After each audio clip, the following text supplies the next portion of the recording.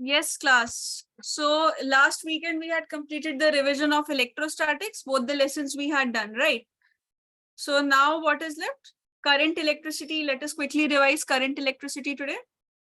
So in current electricity, I'll be telling you about the important points. Keep on marking them.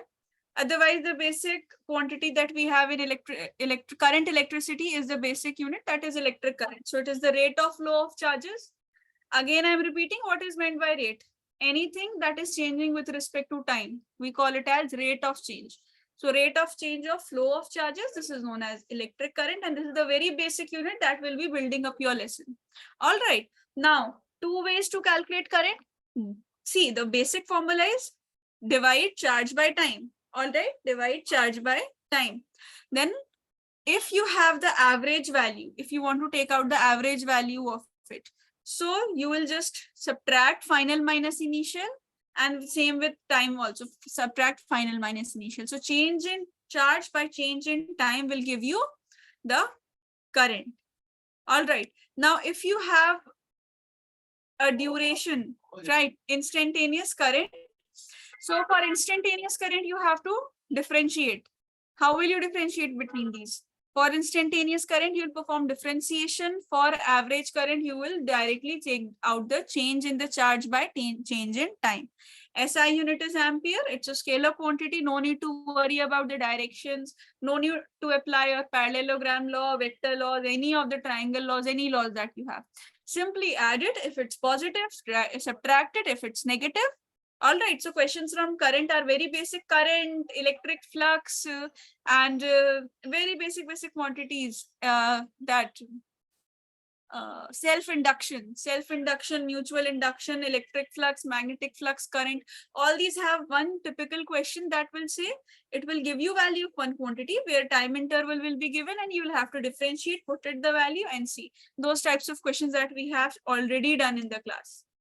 Questions like these where value of like charge is given, right? So you will perform differentiation, you will get the value of current like this. So this part is not very difficult, but this is important because very basic easy questions can be asked.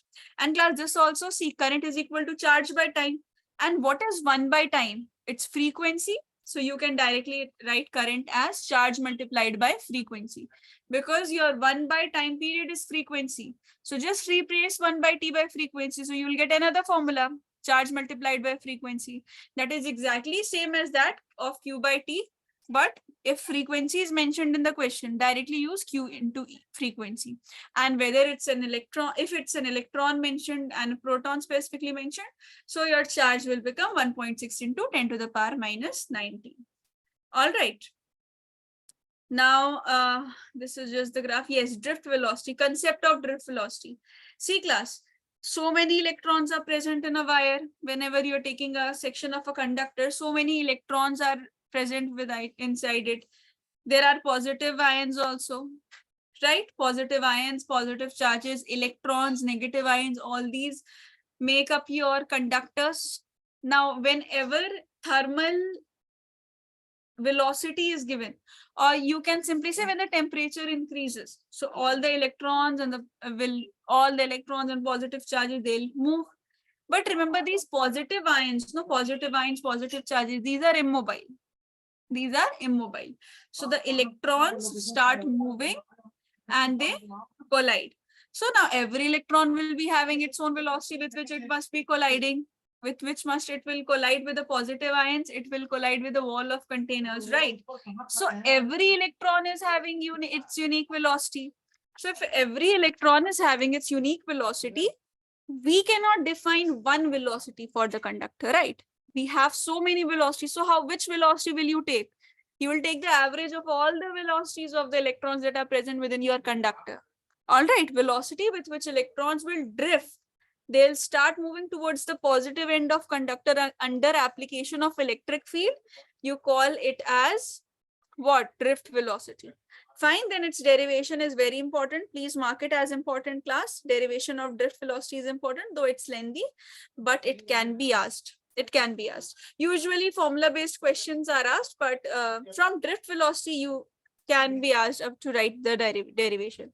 So this is his formula more than drift velocity's formula. No, this derivation is much more important. I is equal to NEAVD. So focus on this much more than that of drift velocity, because in most of the question papers of your schools also, as well as your board exams also, this derivation of I is equal to NEAVD, how current is dependent on drift velocity, or the relationship between drift velocity and current, this is asked, right? And you have to specify that current is independent of area of cross section.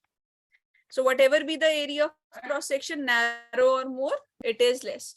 Nextly, you have Ohm's law. So if the temperature is not changing, pressure is not changing, whatever is the current that is flowing within the conductor, this will be directly proportional to the potential difference applied across its ends.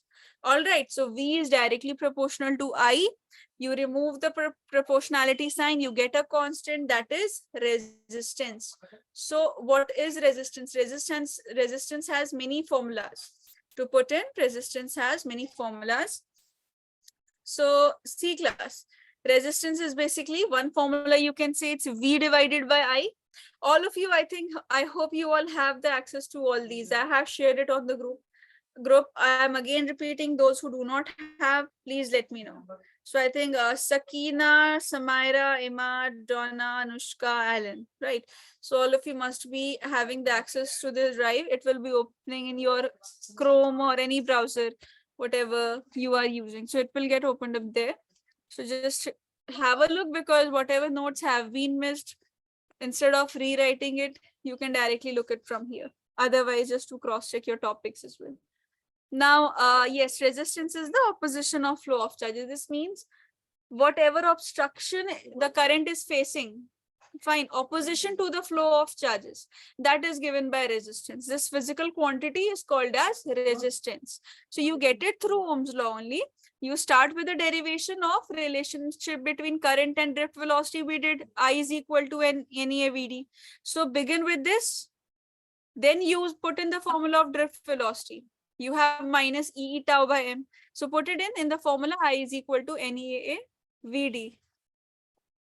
Now when you'll put in the formulas, so you will finally get it, R is equal to ML divided by NE square A tau. Fine. Now resistance depends upon few quantities. Resistance is directly proportional to length. It is inversely proportional to area of the cross section. It is depending on the nature of material. What is meant by this?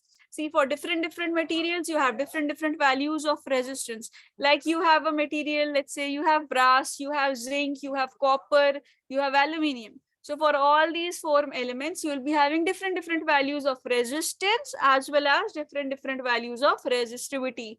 Reason, because resistance is material dependent property. It depends on the nature of material. For different materials, you'll be having different values, right? And also this is dependent upon temperature. You have a separate formula also for this that we'll see afterwards. Next quantity is resistivity. It is simply inverse of resistance. Directly you can take inverse of resistance as resistivity, right? So in the formula, just per unit area, per unit length, when you do no resistance per unit area, per unit length, that becomes resistivity. So it is independent. It is just opposite to that of what you studied for resistance. All right. Now, resistance, resistivity, you have conductance, conductivity. So inverse of resistance will give you conductance. Inverse of resistivity will give you conductivity. I'm again repeating, resistance, resistivity, conductance, conductivity. These are all material dependent property. Now, what will happen for different materials like aluminium? The way I've given you example, if you compare it for aluminium or brass, values of resistivities will be different. Or if you talk about, we have done this in semiconductors as well, resistivity and resistance values were different. So keep in mind, these are material dependent property. Why am I emphasizing on this fact is because in your exams, no, some questions are there that have application. Directly they have applications. So there isn't calculation required. There's just simple logic required that something is dependent, something is independent. So otherwise you will go into calculations. Like I'll give you example.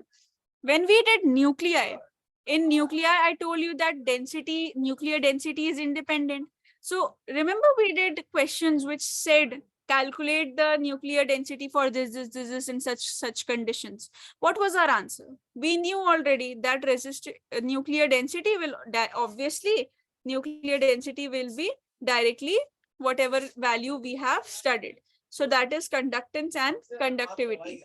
All right, conductance and conductivity. So inverse of resistance you have, inverse of resistivity you have as conductance and conductivity.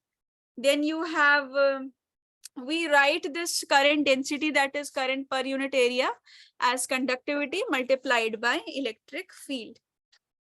All right, conductivity multiplied by electric field, you have mobility, that is drift velocity per unit electric field. So these are certain graphs. Graphs are also very important class. From this part, no, I'll suggest you the temperature question is very easy. Direct formula based question will be asked, and graph plotting can be asked to you. Graph can be twisted also, in the sense ki what will be the variation and all. So graph part, please do it properly. And this formula, RT is equal to R naught 1 plus alpha T minus T naught. Fine, T minus T naught. So RT is what? Resistance at temperature. T, R naught is resistance at room temperature. 1 plus alpha. Alpha is coefficient of temperature. Fine. Now, T is the initial time. You have T naught as the room temperature. Initial time you can say, or you can directly say, it is the time period that is there, temperature that is there, because T naught is the room temperature and alpha is your coefficient of resistance. All right. So from this formula, no class, direct simple formula based questions will be asked. Direct formula based questions will be asked. No modification will be done. All right. From this, it is very easy, very direct. Just remember the graphs. Graphs can be twisted and made difficult a bit. Now you next have internal resistance, terminal potential difference, and EMF of a cell. So what is meant by internal resistance of a cell? When the electrodes are dipped in the electrolytic solution of a cell. The electrolytic solution, the electrodes, all of these offer resistance to the flow of charges. So that resistance that is within the circuit, as in within the cell, we call it as internal resistance. Fine. So resistance offered by the electrodes and the electrolytic solution of the cell. Nextly, you have EMF. Now, there's a slight difference between terminal potential difference and electromotive force. So electromotive force is a misnomer. It's not a force, it's voltage only. And it's the maximum value of the potential difference in an open circuit. Open circuit means off circuit. Circuit is closed. Right. Now, when you talk about terminal potential difference, it's the maximum potential difference across closed circuit. Right, means on circuit, when the circuit is moving. So on circuit, off circuit, that will form your EMF and terminal potential difference. Right, so terminal potential difference and EMF has a significance here only. And one more thing here as well. See, terminal potential difference is applied across the external resistors, whatever external resistors that are present. It can also happen that these external resistors can be many, so you'll take out the equivalent resistance, or it can also happen that these values of resistances are just single resistor. And EMF is the resistance for internal resistor. EMF is potential difference for internal resistor. Terminal potential difference is potential for external resistor. In short, just remember this fact. Terminal potential difference for external resistor. EMF of the cell is for internal resistor. All right. So I is equal to E by R plus R and V is equal to E minus IR is the formula.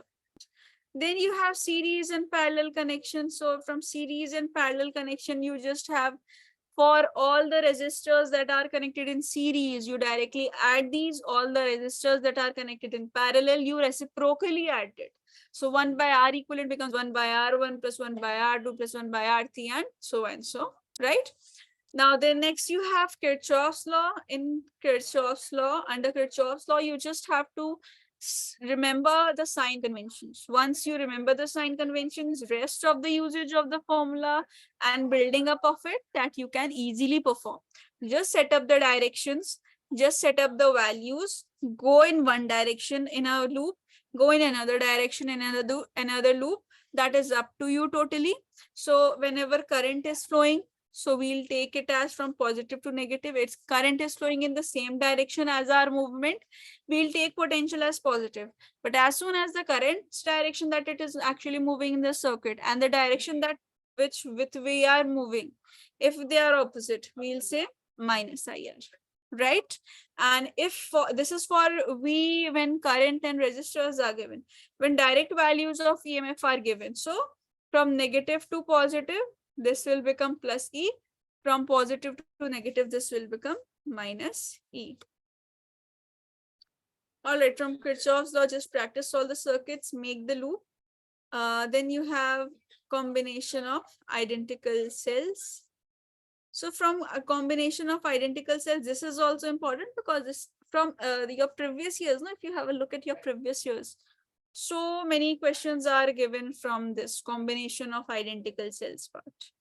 Fine. So questions will be asked from this part. This is important. And do pay attention when you're revising this. So I is equal to NE divided by R plus NR. Fine. Equivalent EMF will be E plus E. You'll keep on adding, that will be NE. So for current, when they are in series, it will be NE divided by R plus NR. N will be along the resistor, internal resistor. All right. Now, two cases you have. For the first case, external resistor is very much greater than internal resistor. So if external resistor is so much greater, we can neglect internal resistor's value. We can easily neglect its value, right? So if you neglect its value, it directly becomes NE by R. Also, you have when the internal resistor is greater than external resistor.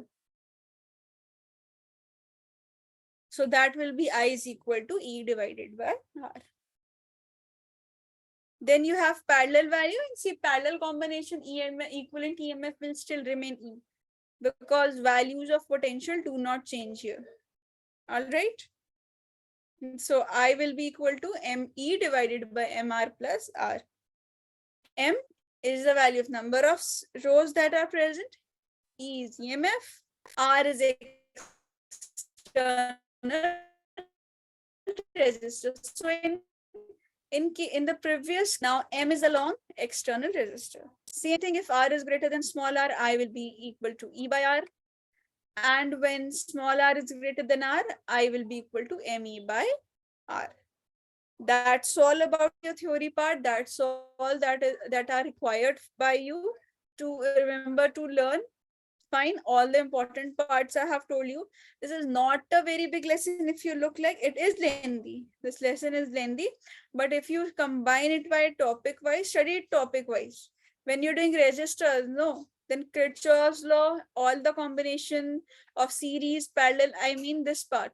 Kirchhoff's law, combination of identical cells, series and parallel, do it together as one single heading. Then do terminal potential difference, internal resistance, and the EMF. Do all these three topics together. Then electric resistance, resistivity, conductance, conductivity, mobility, all these parts, Ohm's law and all. That do together. So it will be a 3 big topic chapter. If you'll do it like that, this won't be so lengthy as it looks like, because potentiometer is already deleted, meter bridge is already deleted. So you have a lot of portion already deleted. All right, class. So now let's practice some numericals. Theory part I have told you. Whatever doubts you have from the theory part, let me know. Any part portion you still haven't understood. Otherwise, let's practice questions. I'll be sharing questions on the screen. You will try it by yourself. I'll share your answers. I'll read your answers. Then we'll discuss the solution. And class for tomorrow, you have magnetics, both the lessons, chapter 4th and 5th. You have both the lessons, fine. Then on the next Saturday, we'll just have the last class where we'll do EMI, AC and EM waves, and your revision will also end. So meanwhile, also within the week, if you have any doubts, like Donna has some doubts, she is taking separate classes whenever she is having doubts in whichever lesson she wants.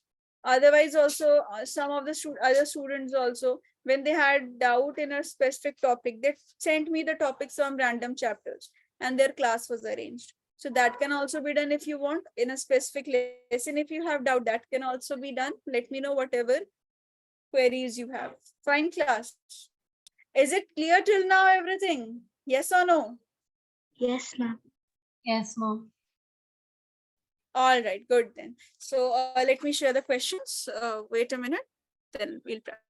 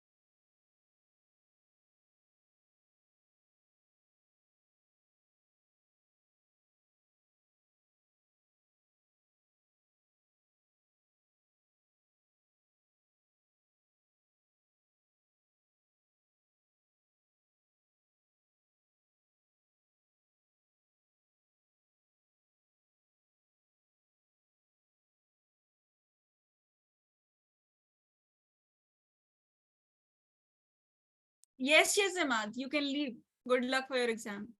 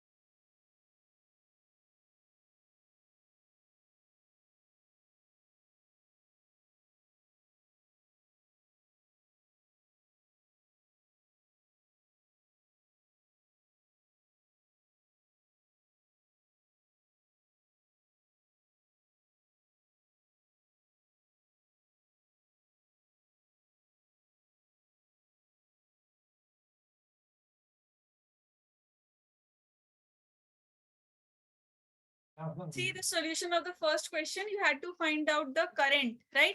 So now see two resistors, if you look here, these two resistors, these are connected in series. So their sum will be 60, right? So it means you can replace them by a single resistor of 60 ohm. Now this 60 and 30 will be in parallel combination. Just cross check with whatever answer you have done it. So this will become 20 ohms. Now voltage is 2. So current will be V divided by R. Potential is 2.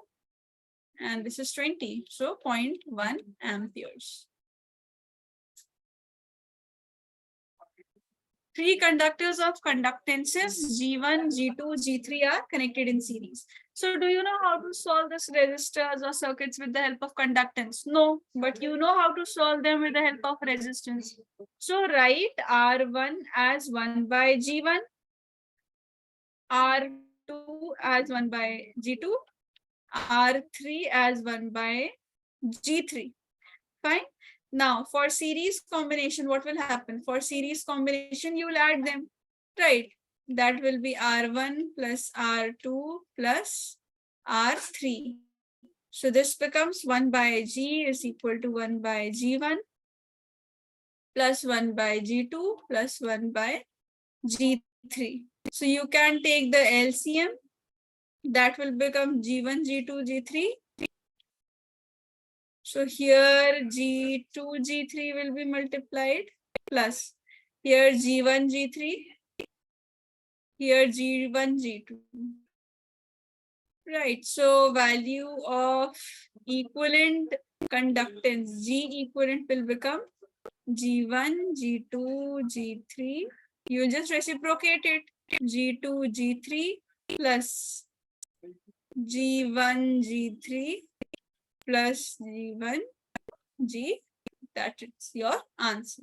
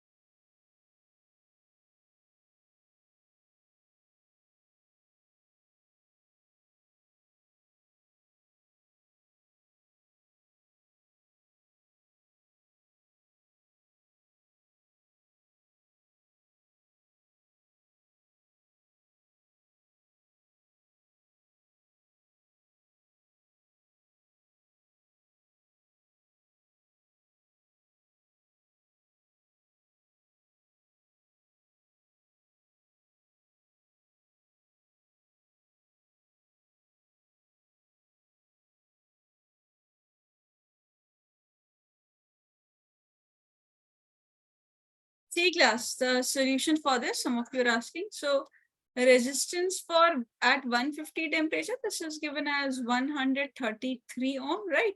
150 degrees Celsius, this is 133 ohm. Alpha is given as 0.0045 degrees Celsius inverse. And you have to find out resistance at 500 degrees Celsius. So see, resistance's formula is RT is equal to R naught 1 plus alpha delta T. This is the formula of it. Now resistance at 150. This is R naught 1 plus alpha delta T is 150. So put in the value for 133, you will get R naught 1 plus 0.0045 multiplied by 150. So R 500, you can write it. This is all about R at 150. No, at 500 degrees Celsius, you can write R naught as 1 plus alpha delta T. Change in temperature here is temperature is 500. So this will become how much? We'll take the ratio. Let's take the ratio. R 500 no by this R at 130. This one.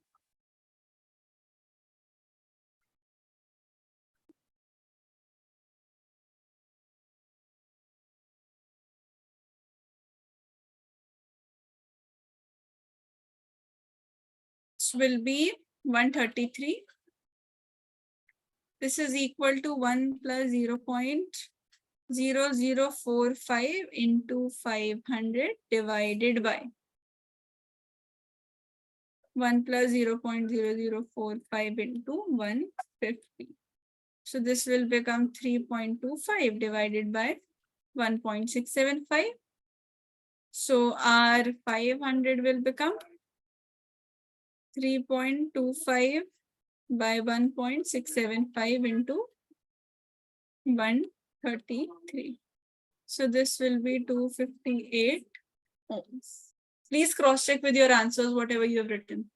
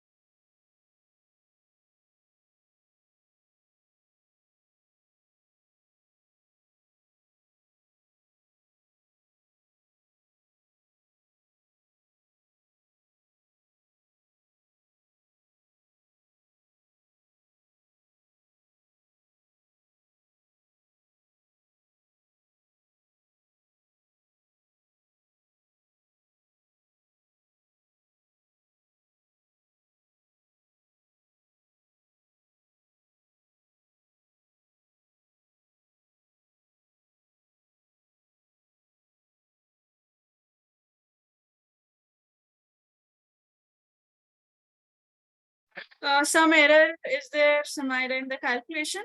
Just to check your calculation part, the steps. If the steps are right, then there must be error in your mathematical calculation. See, length is given as 10 meters. Radius is given as 2 millimeter. That would become 0.2 into 10 to the power minus 3 meters. And external resistor, that is resistor is 2 ohms. So resistivity's value is resistance multiplied by area divided by length. So resistance area will be written as pi r square by L. So resistance will be 2 into 3.14 into 0.2 into 10 to the power minus 3 whole square divided by 10. So this will be 4, no, not 4. This is 4 into 3, so 12. No, this will become 4. 4 into 2, you have here. So 24, around 24. Let me check the exact answer. 2.4 should be the answer. 2.4513 into 10 to the power minus 8 ohm meter is the answer. Please cross check with your answer, the others as well.